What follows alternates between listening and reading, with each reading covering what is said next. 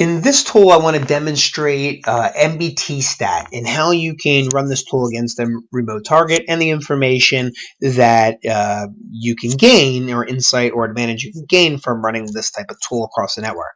So we're going to run the command nbstat, the capital A, against our target, which is 192.168.92.131. Okay, in just a couple seconds, it'll come back and says NetBIOS remote machine name table. It has the specific names in here.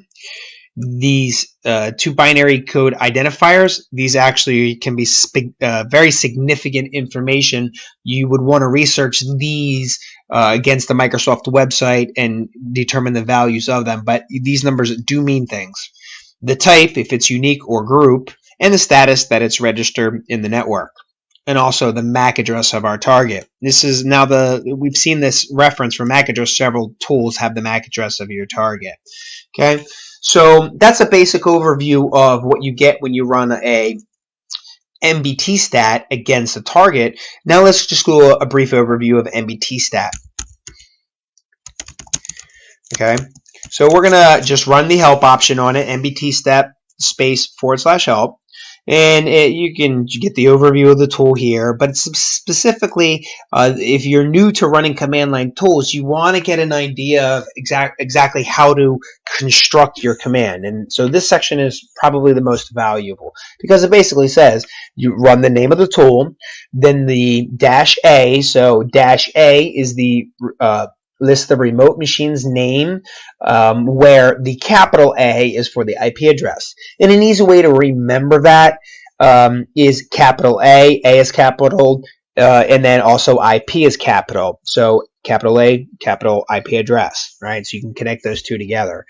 And if A is just regular name, and the case of the character A in name is also a lowercase. And you could run through these. You can change this command. You could change the structure of the command. If in the previous command, if I just wanted to change the capital A to a lowercase a, I certainly could do that. And in this case, it's not going to be too much different. So let's go back to the help.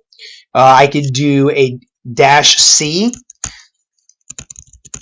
And this is how you learn a tool. You know, you kind of want to go through each one of these and get the idea of just how this tool functions. In this case, there is no cache, so if you notice, I'm just hitting the up arrow and enter, and then up arrow and enter, and I keep getting the help file, so there's nothing in the cache at the moment, or else it would display. And then an N is for the list the local NetBIOS names. Okay, again, nothing in there. -R, okay, no results there. -R, reload. -S for sessions, and lowercase s for session. In this case, nothing there. Okay, so the only one that I get anything out of in this case, if I just run through the list, is an nbstat A. So in the grand scheme of things, that just tells you how popular the nbstat A is versus anything else.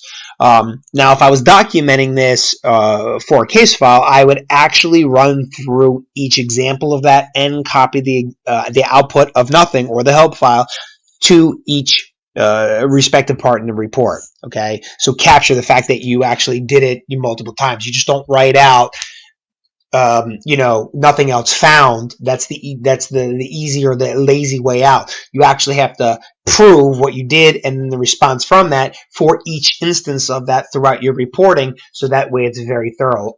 And it's also helpful to actually do this in Word, because then you can highlight the important ones and, you know, maybe rearrange it in an order where you say the following all returned no result, and then, you know, that way at the top of your list in the report you actually have the important stuff, and at the bottom of the list you have the anomalies, but nonetheless you have it all for documentation.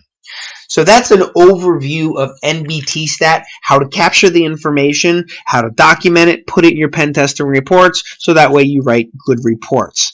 So my name is Leo Drager. Don't forget to check us out on Facebook, LinkedIn, YouTube, and Twitter.